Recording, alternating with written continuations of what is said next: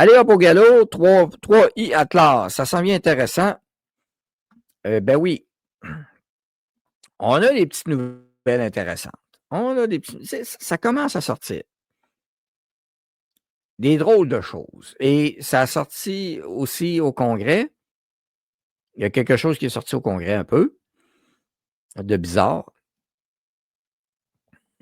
Parce qu'au Congrès, vous savez qu'il y a une commission d'enquête actuellement sur les ovnis. Puis là, on commence à avoir des plus belles images ou autres. Il y en a qui ont voulu essayer de cacher ça. Les autruches ne sont pas mortes encore en passant. Ça va monter encore, il y a des débats. Mais là, vous allez entendre parler, demain, je vais en parler plus, là, je vais refaire un topo là-dessus.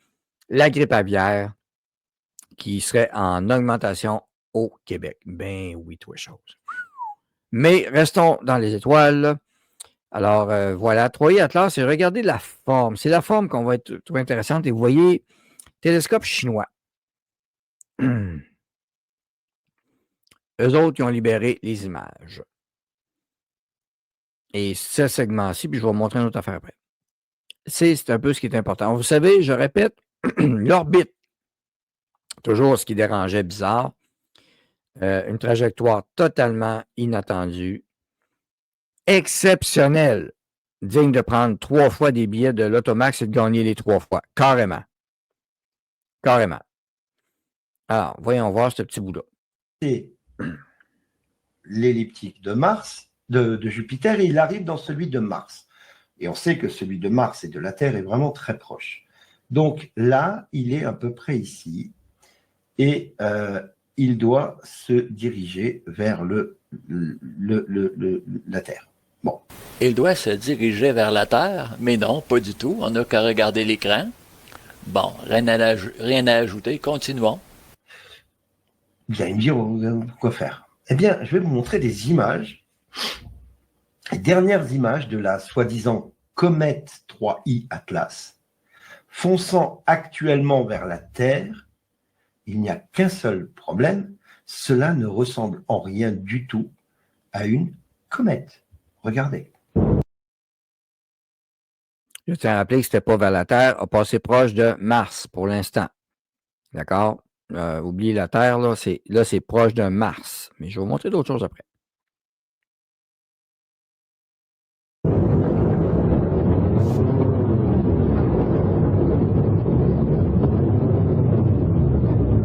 Alors, vous allez me dire, oui, mais ça peut être fake. Ces images viennent du Japon. Les Japonais ont divulgué des images en gros plan de 3i Atlas. Je vais vous montrer en gros plan les images du Japon 3i Atlas, qui c'est soi-disant. Alors, je vais vous montrer ce que le Japon, le 20 octobre, donc c'est hier, les Japonais ont relâché l'image.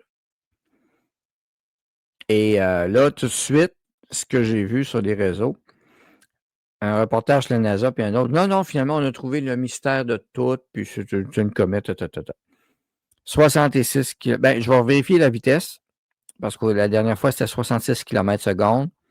Techniquement, il est supposé accélérer encore. Mais s'il ralentit, c'est d'autres choses. Il est l'autre bord du Soleil actuellement.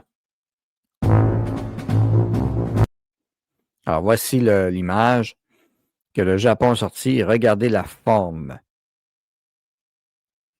Ce n'est pas une comète, ce n'est pas un morceau de caillou standard. Alors, oubliez ça. C'est une forme allongée, carrément, de type synthétique, artificiel. Ouais, ben on parle de gaz peut-être propulsé à haute vitesse. Donc, actuellement, il est de l'autre côté du Soleil maintenant. Il est immense, tout à fait immense. Beaucoup d'énergie actuellement en dégagement toujours. On a 4 comètes principales et 9-10 au total. Alors, ça roule pas mal. Je ne sais pas si j'ai les derniers chiffres. Voilà ici les dernières stats de vitesse. Je vais regarder en attendant. Ouais. Bon. Je l'ai toujours dit, si ça change de trajectoire. Alors, la vitesse n'est pas à 60 km/s, elle a augmenté, ce qui est un peu attendu, mais le vaisseau, c'est assez clair. Là. Ça, donc, le Japon a relâché l'image. C'est pas mal plus gros que ce que des gens pensent comme style. Hein? Donc, non, ce n'est pas une simple comète. Alors, vient du système. NASA Whistleblower. Alors, un lanceur d'alerte de la NASA a confirmé, lui-ci, que c'est bel et bien ce qu'on voit. Alors, confirmé. Alors, Whistleblower, un lanceur d'alerte. Bon. Alors, qui a confirmé aussi.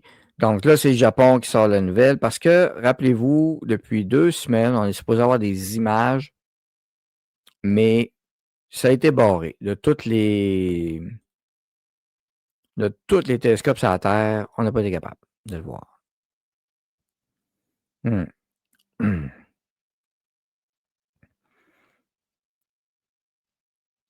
Alors, ce serait un montage de plusieurs choses. L'image superposée aussi.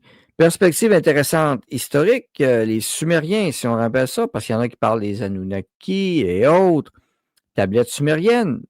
Peut-être que nos ancêtres ont... non, ce n'est pas IA, c'était confirmé, ce n'est pas d'IA. Nos ancêtres, peut-être, avaient vu quelque chose. Ben ça, c'est un morceau de pierre. Ça, c'est la vraie pierre.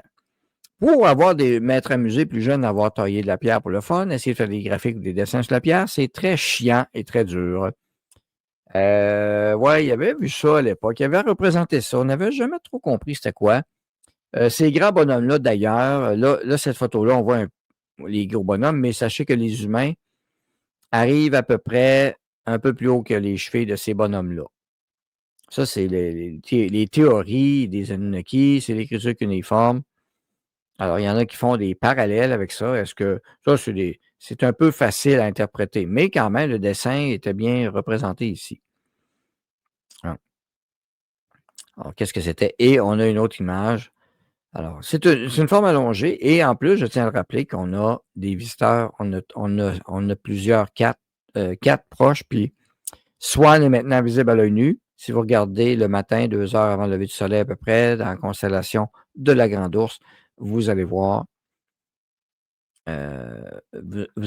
la comète Swan, comme on dit.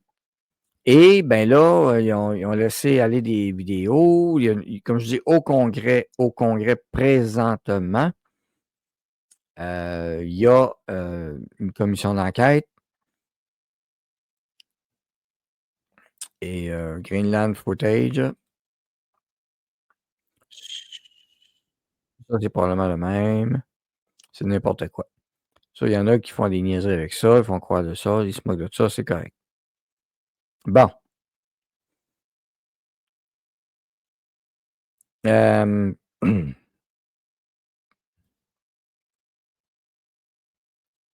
vais l'avoir celle-là. Non plus. OK. Bon, bref. Il y a quelque chose qui est anormal. Comme je dis, il y en a 9 dans le coin. Et on a des détails. Les vitesses maintenant. Si je regarde actuellement, qu'est-ce que ça a l'air? Alors, c'est pas celui que je voulais, excusez-moi. Donc, 3i Atlas, ça bouge un peu. Puis, je vais vous montrer d'autres choses ensuite. Puis, on a la comète Swan, on a la comète Lemon. Là, Lemon serait visible à l'œil nu aussi. Et comme je dis, les chances que 4 comètes passent dans notre coin, là, ça commence à être drôlement exceptionnel. Alors, la comète Lemon, la comète Swan, on est dans des grandes vitesses quand même. 79 000, non, ça, c'est pas celle-là. Ça, c'est Lemon. Ils sont plus lentes un peu. Swan aurait peut-être ralenti. 3i Atlas. Donc, il y en a qui vont dire que c'est un morceau de caillou. On continue à dire que c'est normal. 3i Atlas continue. Vous voyez la position à gauche. Vous avez la Terre. Vous avez Swan qui passe près de la Terre. Vous avez le Lemon qui est là, donc qui est visible aussi. Vous avez Atlas, donc, qui est l'autre bord du Soleil qu'on ne voit pas. C'est un peu le topo qu'on a de ces comètes-là actuellement. Alors, nouveau pré-périhélion développement stellaire ont été relâchés. Bon, et on tient à dire que la comète a une anti-queue. Ouais.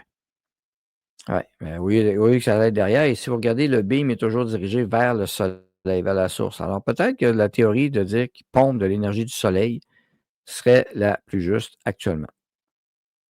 S'en sert pour refueler. Il passe proche d'un soleil. C'est comme une station d'essence. Le soleil est une station d'essence pour le véhicule. Bon. Ça, c'est une chose.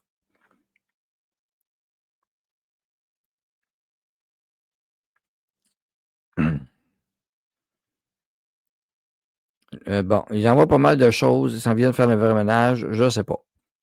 N'oublie pas, Daniel, ils envoient pas mal de choses dans l'espace, dont des choses que nous ne connaissons pas l'existence. Ouais. Ça, c'est sûr. Mais vu l'orbite et autres, non. Des succubes, ça serait intéressant parce que je pense que je vais me retaper le film Life Force. En français, c'était quoi, non? Life Force. C'était avec l'actrice Mathilde Lemay. Patrick Stewart jouait dedans. C'était un film de science-fiction de 1984, je crois, ou 82. Film de science-fiction horreur. Parce qu'il parle de succubes, c'est que, en gros, c'est des vampires qui utilisent une comète pour voyager, mais c'est pas une comète. Le vaisseau est caché dans le queue de la comète. Et ils se servent du passage de la comète quand ils approchent de la Terre pour venir siphonner un petit peu d'énergie humaine. Puis quand ils ont fait le plein, ils retournent dans le vaisseau. Et c'est le premier film. C'était en anglais, c'est Life Force. En français, je ne me souviens pas, mais l'Angleterre, Londres en avait mangé une maudite. Ah oui, elle connaissait le classique L'Étoile du Mal. Merci. En français. Excellent film. Dans le genre horreur science-fiction. Et Londres en avait mangé toute une. Faut quoi qu'on. Daniel, garde du whisky pour nos visiteurs. Ça sera un test, voir si c'est des vrais. Peut-être. Alors, l'étoile du mal. Et donc, ces espèces de succubes vampires-là, type féminin ou masculin, venaient siphonner l'énergie des humains. C'est demain qu'il est le plus proche de nous. Non, 3i, Atlas, c'est l'autre bord du Soleil. Alors, Swan est le plus proche pour l'instant. Va s'éloigner de nous ensuite. Mais la théorie, est-ce que ça se pourrait que des fois, et ça c'est mon hypothèse aussi depuis le début, c'est le vaisseau est proche, puis il passe proche d'une planète, puis il lâche des petits morceaux. Toujours est-il qu'en Australie, là, il y a 2 jours, ils ont trouvé quelque chose de bizarre. On sait qu'il y a des débris spatiaux. Ça peut être un débris et autres, mais voyons voir. Le premier contact officiel, c'est en Australie. Ça, c'est en Australie. Je vais mettre en plus gros. Et ils ont trouvé un drôle de morceau de caillou. Bien bizarre.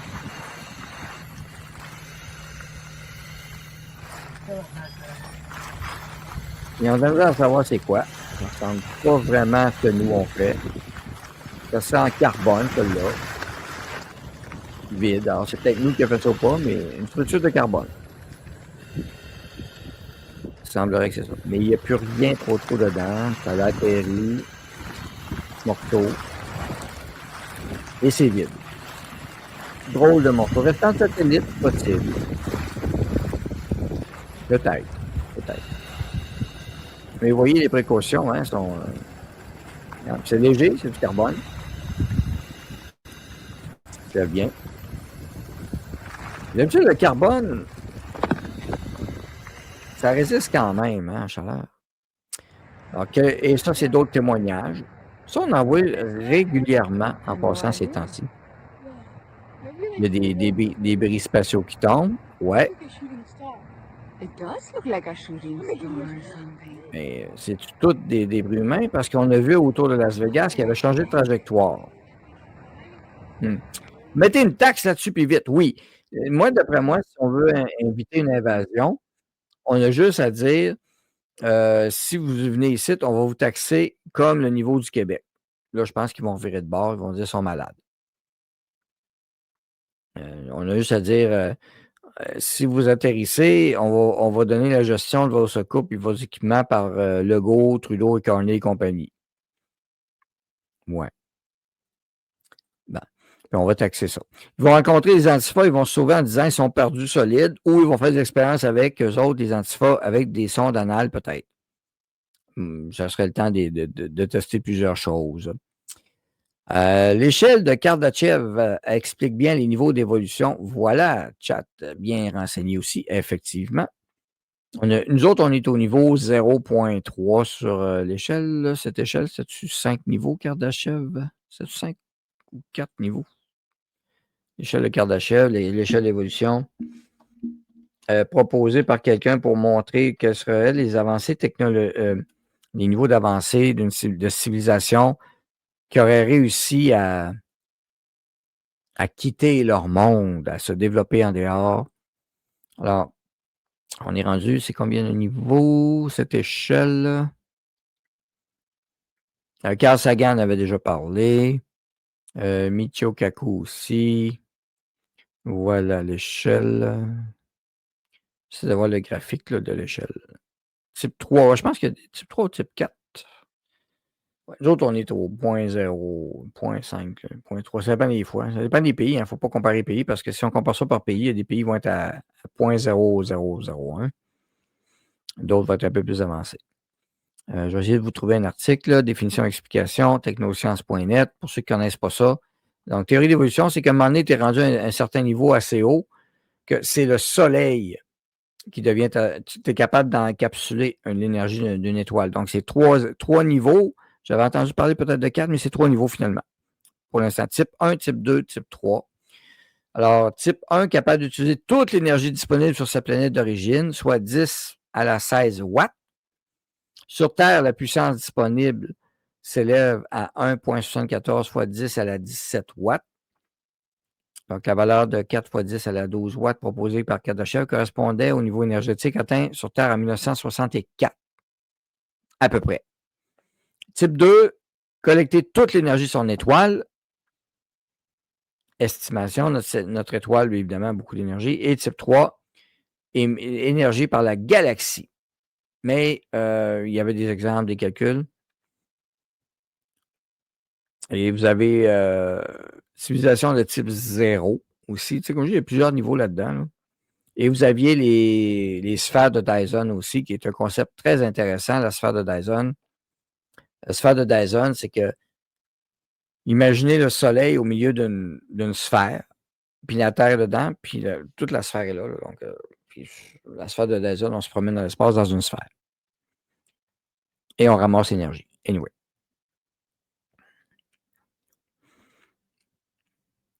Attention. Dans Retour vers le futur 2, il est arrivé le 21 octobre 2025. Si vous voyez un gars un peu perdu, il vient du passé. Daniel Brisson en Terminator. Non. Non, c'est plus du genre John Connor. Ils ont vidé la fosse sceptique de la station spatiale, puis le moton est tombé en Australie. Peut-être. Ouais, peut-être qu'il attendait de passer au-dessus de l'Australie. C'est là, t'es doué. Une drop à Nunaki. Bon, tout de suite, il y en a qui ont des fantasmes. J'aimerais bien rencontrer une belle extraterrestre. Hein? Ouais, c'est pas quel type. Bien. Des acheteurs spatials de soucoupe à batterie Norvolt. Ouais, on va le dire, c'est le Québec, on va lui vendre des batteries Norvolt. C'est peut-être le vaisseau de Superman qui est arrivé, il n'y a plus rien dedans, peut-être qu'il s'est sauvé. À la grosseur de caillou, il n'a pas fait un gros creux comme s'il était tombé très doucement. Ouais, bonne observation, il n'a pas fait de cratère. Hein? En tout cas, il devait être léger en tabarnouche, il n'a pas fait de traces, il a chauffé un peu, mais pas grand-chose, pas de cratère, rien. Et pour vous donner une idée, j'ai déjà trouvé une météorite à Port-Neuf, une petite météorite tout petite. Tout petite. Petit caillou, je l'ai ici. C'est pas vrai gros de même. J'ai trouvé sur un chemin de gravel et on voyait un mini cratère qui s'était fait, tout petit. Ça vous donne une idée. Donc, le fait que c'est relativement plat, c'est peut-être un peu déposé. Si on regarde je ne sais pas si on va le voir sur la vidéo, on voyait comme un effet comme si c'était déposé. Là, ici, on va le remettre. Alors, c'est comme si ça avait peut-être glissé un peu. C'est l'impression que j'avais. Tout simplement. On peut leur laisser carner. Oui. On peut le laisser bien du monde. Une couple d'idées, là.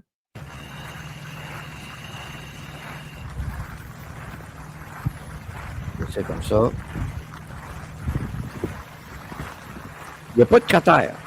Aucun cratère. Donc, si c'est un objet qui était tombé d'une station spatiale ordinaire, on le voit, il n'y a pas de... Il est tombé doucement. Pas fait de dégâts. Très léger, en tout cas. Et oui, il est vide. Le contenant. Capsule ou autre, peu importe. C'est assez spécial. Ça ressemble à une construction humaine, mais moi, je ne suis pas... c'est dur à dire, mais c'est carbonisé ou aluminium. Mais pas de cratère. Sachez qu'à Roswell, si je reviens là-dessus ici, ils ont déjà trouvé sur le site de Roswell des cercles, des anneaux comme ça à l'époque. Donc, vous voyez, c'est comme si ça avait glissé ici. Hein. Il n'y a pas de cratère, rien. C'est comme, je sais pas. Il n'y a pas de trace d'impact, rien. Relativement très léger, mais même s'il était tombé de l'atmosphère léger, ça aurait paru. Tu sais, ça n'a quasiment pas... C'est sûr qu'il n'y a pas de plantes, mais... Anyway. Ça, c'est l'autre qui ont discuté à la commission aussi. On sait, donc, des orbes et autres. Dans plusieurs, actuellement, disclosures. Alors, plusieurs dévoilements de vidéos pris par des avions de chasse, entre autres. C'est actuellement en train d'être examiné en Congrès américain. Ben, au moins, ils font un congrès là-dessus. C'est un sac de poubelle version très résistant. On dirait du fiberglass. Duct tape, clairement humain, ouais, j'ai de la misère. C'est sûr que s'il y a du duct tape, on s'entend. Hein.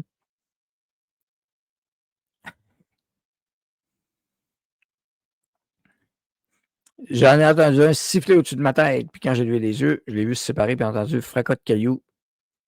C'était un 5 août vers 20h30, peut-être une météorite, celle-là. Ça arrive. Alors, Carney, c'est juste un bobblehead pour mettre sur ton dash.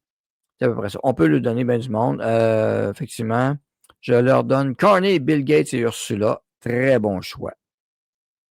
Très bon choix.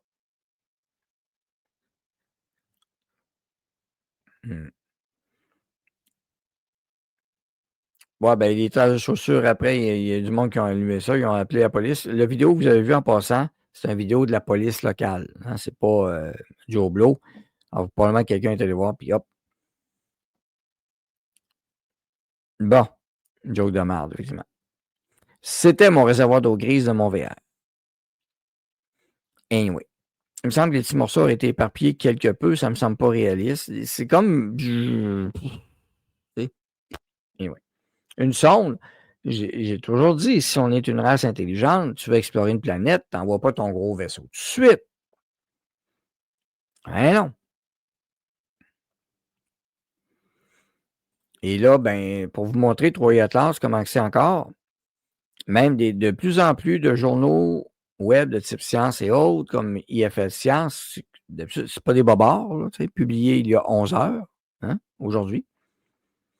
Et on a une drôle de déclaration de l'astronome, l'astrophysicien Avi Loeb, celui qui a déjà averti que Oumuamua, c'était un vaisseau. Là, il a dit quelque chose. L'hypothèse d'un vaisseau mère extraterrestre, être testé comme objet interstellaire, etc. Si vous voulez prendre des vacances, prenez-les avant, car qui sait ce qui va se passer. L'astronome Avi Loeb a déclaré ça, mais la plupart des autres scientifiques sont presque sûrs de ce qui va se passer, c'est-à-dire rien. Alors là, actuellement, il est l'autre bord du Soleil. Donc, c'est l'image. Donc, vous voyez même... Le 1er juin 2025, l'humanité a pris conscience de la présence de quelques faits du système solaire, mais elle ne s'approchera pas beaucoup de la Terre. Sa rencontre planétaire la plus proche a eu lieu avec Mars, et même cette rencontre céleste s'est déroulée à environ 30 millions de kilomètres. Sri Atlas est le troisième objet interstellaire à être découvert après Oumuamua en 2017 et Tui Boris en 2019. Mais celui-ci serait plus grand et environ 2 fois plus rapide que les deux précédents. En se rapprochant du Soleil, il a pris un peu plus de vitesse et a commencé à libérer beaucoup plus de matière. Une estimation a montré qu'il perd au moins 40 litres d'eau par seconde. Cela signifie que l'équivalent d'une piscine olympique en eau est perdu toutes les 18 heures. Il perd également au moins 30 kg de poussière par seconde. Ouais. Un modèle suggère que la comète proviendrait probablement du disque épais de la Voie lactée et qu'elle serait beaucoup plus vieille que notre système solaire. Donc, c'est un peu, comme je dis, les bouts qu'on a. Donc, de plus en plus, ils préparent. Ça, c'est de plus en plus, ça s'approche des médias traditionnels. Donc, et ça grossit encore. L'effet visuel grossit, peu importe. Alors, c'est assez intéressant, merci. Et je rappelle qu'on a eu beaucoup de misère à voir, alors qu'on avait tous les télescopes de la planète. On n'avait pas ça. Et donc, Swan, c'est la même chose. Si vous avez le ciel dégagé, profitez-en pour regarder ça un peu.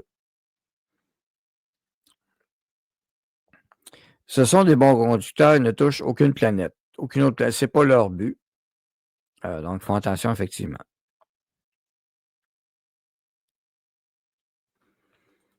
Il faut faire ouais, de l'eau. Il en parle encore comme si c'était une comète. Peut-être pour ne pas apeurer le monde, parce que même si c'était vrai qu'il y avait un vaisseau, pensez-vous que le gouvernement le dirait pour vrai? Sincèrement. Les injections, ça ne pogne plus. Les extraterrestres, c'était le dernier narratif de secours. Oui, puis non. Je dirais pas que les injections ne marchent plus. Ils sont en train de faire la tournée des foyers de personnes âgées pour injecter à la fois celui de la grippe puis celui de la COVID en même temps. Ça, on sait de sources très, très, très, très sûres. Pour soigner le monde, comme ils disent. Anyway. Des témoignages sur la Terre, toutes sortes de patentes. Vous allez en voir de plus en plus. Celui-ci. Un autre UAP de type Jellyfish. Je l'ai peut-être vu ou pas. Encore là, reconnaissance, avion de reconnaissance. C'est pas la première fois que je le vois celui-là. Ça, c'est plus un type de sonde qui flotte, puis qui prend peut-être des données vues par un avion, photographiées en avion, anyway. Si tu veux envoyer de quoi, ben c'est ça. Probablement un paquet d'appareils de mesure. Bon, anyway. Bref, il ferait comme nous autres on fait. Comment fait-il pour évaluer le poids de ce que perd cette comète? L'espace est en apesanteur et en fume du bon. C'est une excellente observation. Bah, c'est drôle parce que je trouve ça encore plus bonne ta question parce qu'effectivement, on a de la misère à avoir des belles images. Puis ils seraient capables de mesurer la quantité perdue. Ouais. Si vous le dites,